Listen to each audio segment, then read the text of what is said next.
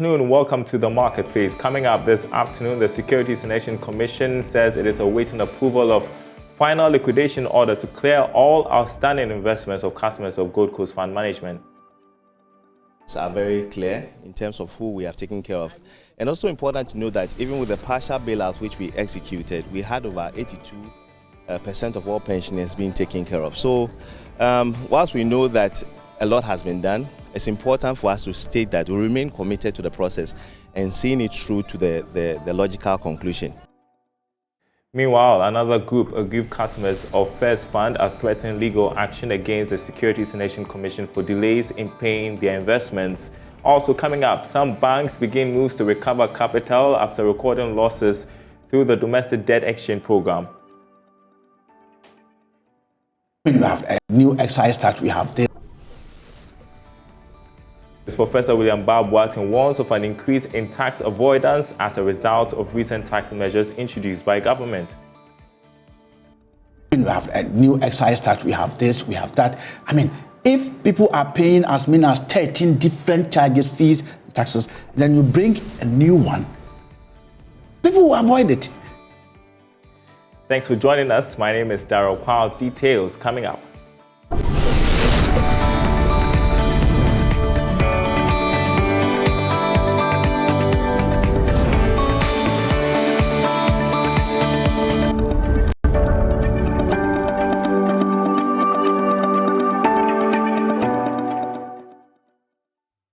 Well, first up, the Securities and Exchange Commission SEC says it is awaiting approval of final liquidation order to clear all outstanding investments of customers of Gold Coast Fund Management. This is in response to renewed pressure from customers demanding immediate payment of their locked-up funds. The customers this week picketed SEC, calling on the receiver of the defunct Gold Coast Fund Management company to pay their monies. Now, receiving the petition from the group, Head of Communications and External Affairs, Dr. Godwin Ansah, said SEC is committed to paying the customers.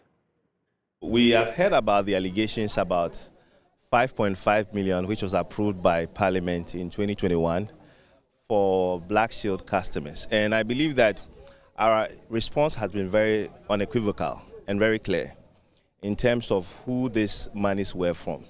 First and foremost, we wish to state that SEC doesn't hold on to any monies. We are not the agent in charge of managing the funds. Now, out of the 5.5 billion cedis that was approved by Parliament for this purpose, it's important to note that it was for all affected investors of all 47 fund management companies and not just for Black Shield customers only.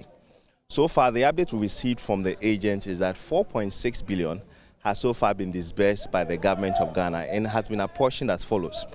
About 1.3 billion has been paid to customers in tier. 3.1 billion cedis has been apportioned to customers in Tier 1 payments, and we also have 1.3 billion which has been paid in Tier 2 payments. Now, specifically, it's also important to know that the SEC has shown a lot of commitment towards the process by supporting the process as much as possible. We petitioned the government regarding a partial bailout regarding whilst waiting for the outcome of liquidation orders which were being sought by the official liquidator. Now, so far, in the partial bailout process, about 1.3 billion has been paid to customers of Gold Coast, and this took care of partial claims amounting to 73,000 claims in total. Now, it's also important to know that out of this, over 750 million cedis was used to fully settle over 61,000 claims of Black Shield customers. So this shows you without doubt that the SEC has been very proactive as far as the process has been concerned. Our mandate and our commitment remains the integrity of the market and the protection of investors. Well, we cannot agree with the numbers that have been presented by representatives from the other side. We were very clear in terms of what we have done so far. We mentioned that over 73,000 claims have actually been paid or covered with about 1.3 billion Ghana cedis, and also as far as 61,000 claims were concerned, we have apportioned about 750 million Ghana cedis, which has been used to fully settle these customers. So our numbers are very clear in terms of who we have taken care of. And also important to know that even with the partial bailout which we executed, we had over 82% of all pensioners being taken care of. So whilst we know that a lot has been done. It's important for us to state that we remain committed to the process and seeing it through to the logical conclusion. It's also important to state that SEC is not party to any of the applications in the court. The government gave two conditions for which the full bailout would be implemented. One, the liquidation orders being obtained by the official liquidator, and that can be granted through the courts as per the relevant law, and also the validation of claims. We have actually finished with the validation of claims, and the said monies have been paid out even to Black Shield customers under the partial bailout program which the government awarded on humanitarian grounds. So far, we have about 44 out of 46 liquidation orders which have been obtained. We only have 2 outstanding, and we are very committed to the process, and we are sure that these orders will be obtained so that the needful can be done. The Securities and Exchange Commission are responding to the concerns of Gold Coast Fund management customers. But then another group, some aggrieved customers of defunct First Fund, say they may be forced to take legal action against the board of directors of the firm and the Securities and Exchange Commission over their locked-up funds. According to the group, the regulator and the board of directors of First Fund have failed to fulfill promises and treated customers with disrespect. Now, one of the aggrieved customers, Daryl Kwawu, joins me on Zoom to tell us more about this. So, Michael, for how long have you been chasing your investments? What are the roadblocks?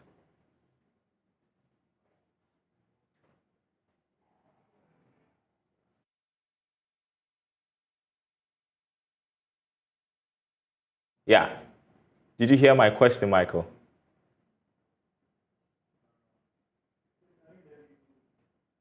So, Michael, I was finding out from you for how long customers of First Fund have been chasing their investments, and what are the roadblocks now?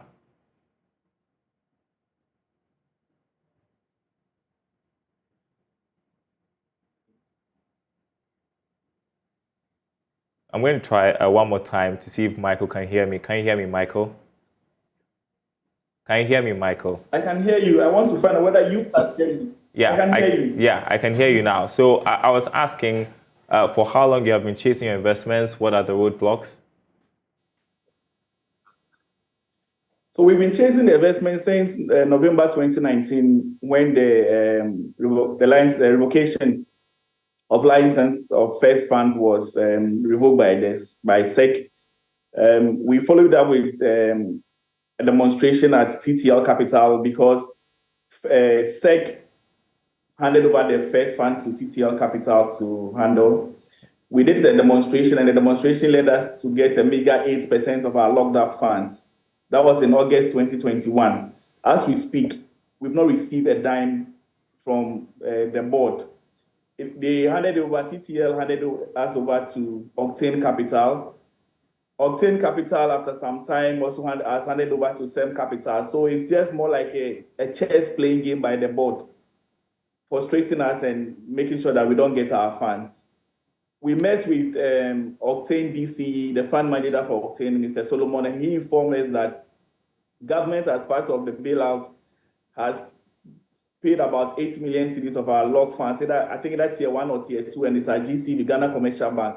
And all what they needed from the board was an audited account from 2019 to date, and maybe a letter from the auditor. We chased the board. We've sent letters to the board. We've sent letters to SEC. As for the regulator, it is just a dormant and a docile regulator with a Bible quoting CEO. They do nothing about our plight for us.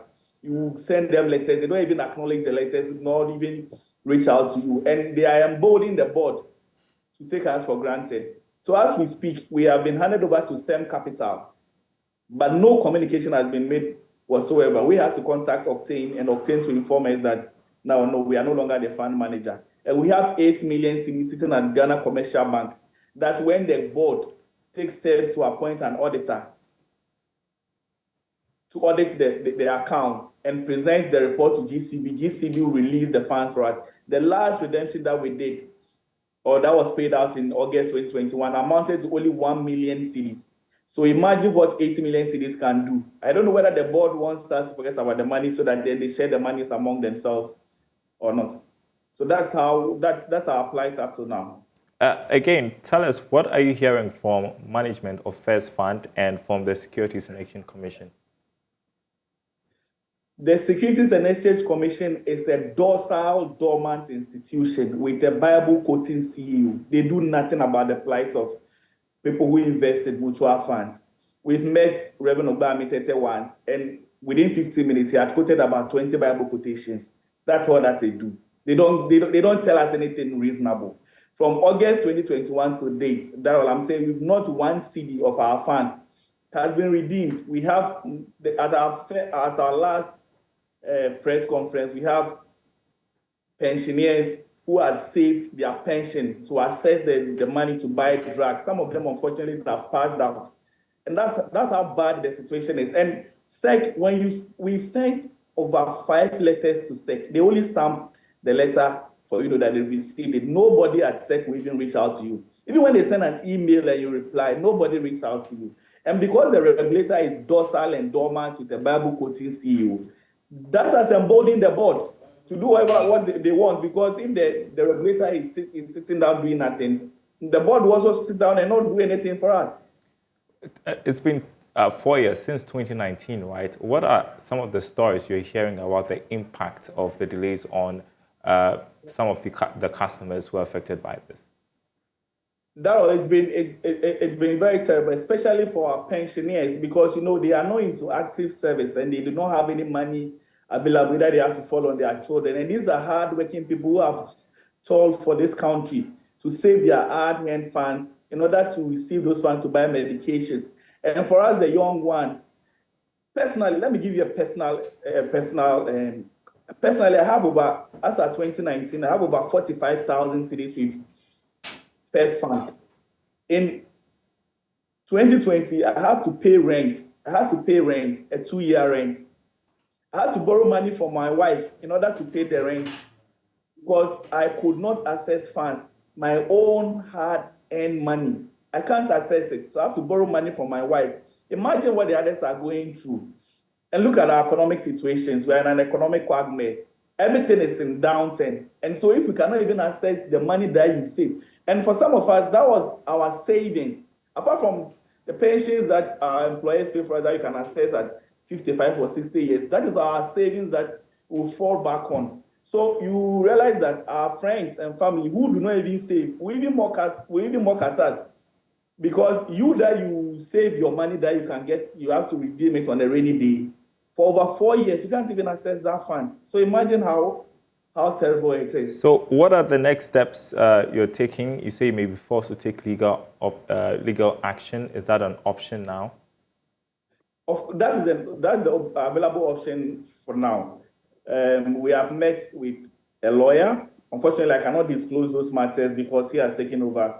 And he will want to engage SEC and the board to see how best he can retrieve at least the 8 million at the Ghana Commercial Bank to mitigate the impact we feel. Then he will follow up with the rest, because after 6 years, we are barred. The Limitation Act bars us from accessing those funds. And what it means that the board may just go away with the money. And time is running out. Thank you so much, Michael Cobbler, a grieved customer of First Fund, joining us, calling on SEC to act on their plea for the payment of their investments. Well, let's turn to other news for you. Some local banks have indicated that they will use innovative means to improve their capital this year. This follows a negative impact of the recently ended domestic debt exchange program by government.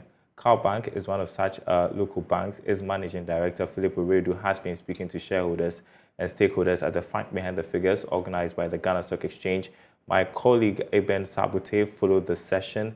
He joins me on Zoom. And so, Eben, how much loss did Bank incur as a result of the debt exchange program, and how did it impact on profitability?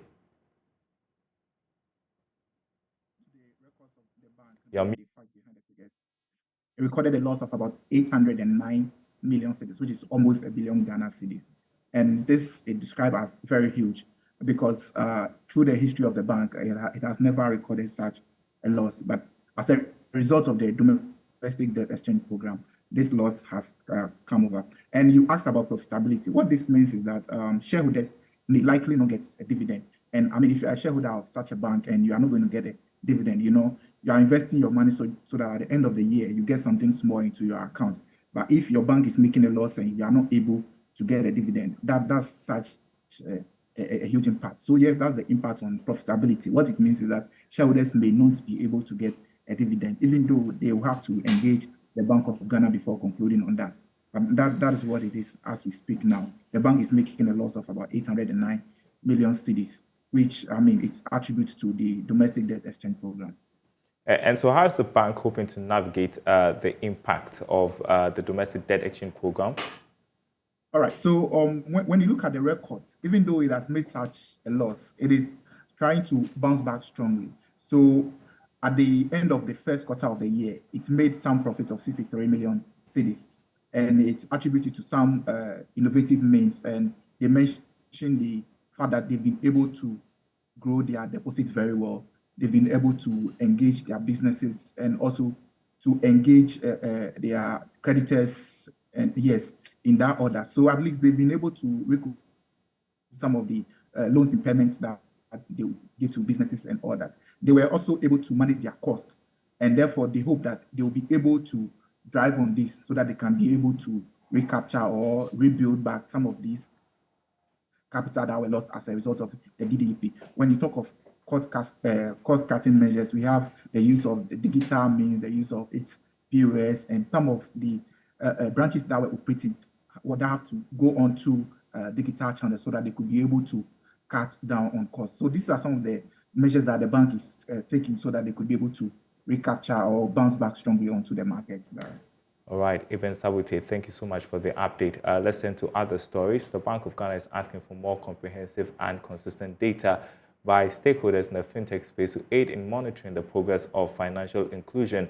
This, according to the bank, is essential to help measure gaps in inclusion and design appropriate evidence-based interventions. Speaking at a presentation and public engagement on 2021 Ghana Findex report, Second Deputy Governor Elsie Ado-Awaji said both supply and demand-side data are key to help achieve these objectives.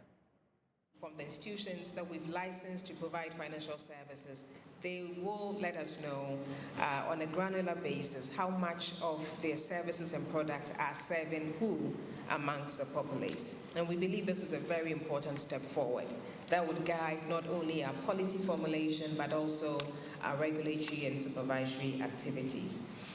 So I have no doubt at all that just as many such efforts going on in Ghana, there are a lot of interventions towards financial inclusion, funded by all manner of development partners as well as government. And I have no doubt at all that there's a lot of data available in different parts of this country, in different institutions, all geared towards understanding the financial inclusion space. But what I believe we need going forward is a unified data system, it's a unified data architecture that helps us all interested in this space understand, first of all, connect our various databases to the extent possible, and then also all then be able to obtain information that is relevant to this course. This would also be data that's available for financial service providers themselves to also understand the various dynamics and help them to design more appropriate products and services going forward. The Executive Director of the Economic and Organized Crime Office, COP Mameya Tiwa Adudankwa, has expressed the need for the business community to desist from concealing their financial returns as a result of staying away from paying their taxes to the state, a move she says affects the socio-economic development of the country. She made this call during a brief ceremony in Techiman to inaugurate the Bono East Regional Office of EOCO. Correspondent Anas Tabit has more. Brief but colorful ceremony to inaugurate the Bono East Regional Office of the Economic and Organized Crime Office in Techiman, Executive Director of the Office, Commissioner of Police Mameya Tiwa Adudankwa, emphasized that part of the mandate of EOCO is to ensure that taxes are paid to help generate revenue for the development of the country. Carry the business community that we are obligated to pay our taxes, and let us all always remember that little dose of taxes makes a mighty nation. So the point is that other countries have made it because of taxes, and we should also do it. We shouldn't always be concealing things from the taxman, so that whatever that we have to pay that. she noted that taxes are essential to the day-to-day running of the state, and as such, the business community should pay their taxes to enable the government provide the needed amenities to the people. You should also remember that you as a businessman, you cannot construct your own road, you cannot build your own hospital, you cannot construct your own terminal or anything. It is the taxes that government gets. That is what they use. The government uses to provide all this kind of amenities for all of us. So we must ensure that we pay what we are obligated to pay, and we should not hide anything from the taxman, and we should all be good citizens of the nation. Bono East Regional Director of EOCO, Bobone Tony, on his part, reiterated the need for a collective effort towards combating corruption as a means of ending the menace. Nana said, it is when we get rid of corrupt elements among us that the society can progress and the country also prosper.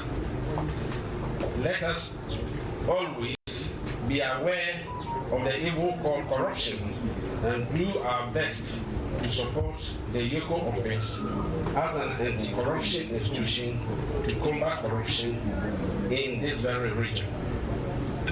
He also appealed to government to help provide the needed resources to the office to enable it combat suspected crimes within the area.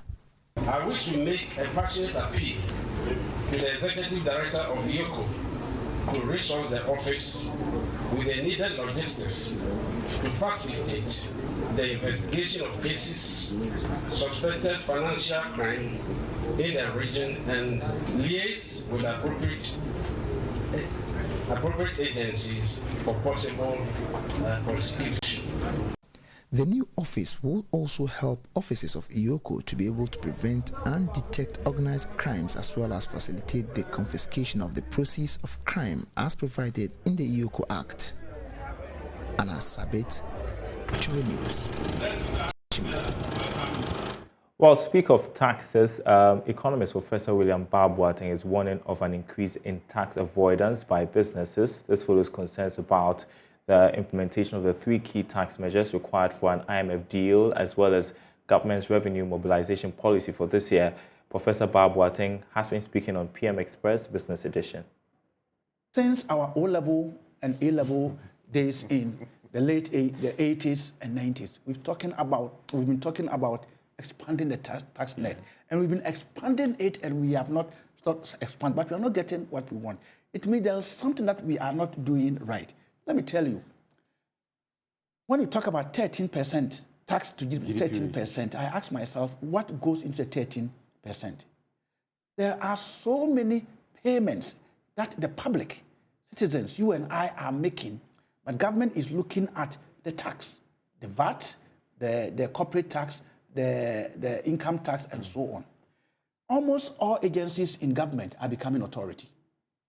And when they become authority, they are supposed to impose some fees or charges on the industry that they regulate. And those charges and fees come to them, and they have to manage it. So, for instance, if you take the tourism industry, I have realized, and I have been told, and I've also looked at it and spoken to industry players, there are as many as 13 different taxes, levies, charges, and what have you. But it doesn't go to a port where government will be able to manage and say that this is the revenue coming from here. So government will just look at what comes to the consolidated fund and say that our tax continues to be 30. So when government raises the tax again, the same people who are paying as many as 13, can they pay the 14? Can they pay the 15?